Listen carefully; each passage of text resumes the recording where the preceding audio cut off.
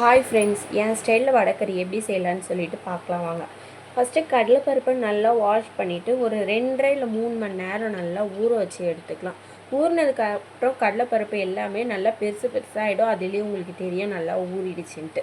இப்போ ஊற வச்ச கடலைப்பருப்பை மிக்ஸி ஜாரில் சேர்த்து நல்லா கொரன்னு அரைச்சி எடுத்துக்கலாம். 4 காஞ்ச மிளகாய் சோம்பு போட்டு அரைச்சி எடுத்துக்கோங்க.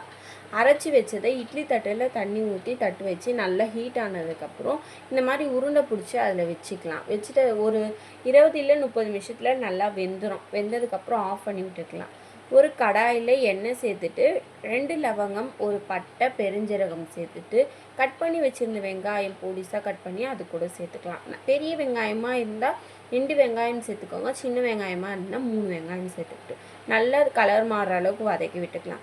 2 தக்காளியை பொடிசாக கட் பண்ணி அது கூட சேர்த்துட்டு நல்லா வதக்கி விட்டுடலாம். உப்பு கொஞ்சம் சேர்த்து நல்லா வதக்குனிங்கன்னா கொலன்னு தக்காளி வெந்துடும்.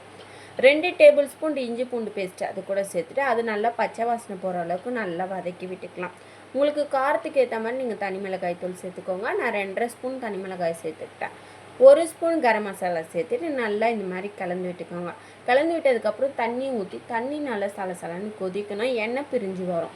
கொதித்ததுக்கப்புறம் அந்த வேக வச்சுருந்த உருண்டையை நல்லா உதிர்த்து வச்சுக்கோங்க. உதிர்த்து அது கூட சேர்த்து நல்லா கலந்து விட்டுக்கலாம் கொஞ்சம் நேரம்.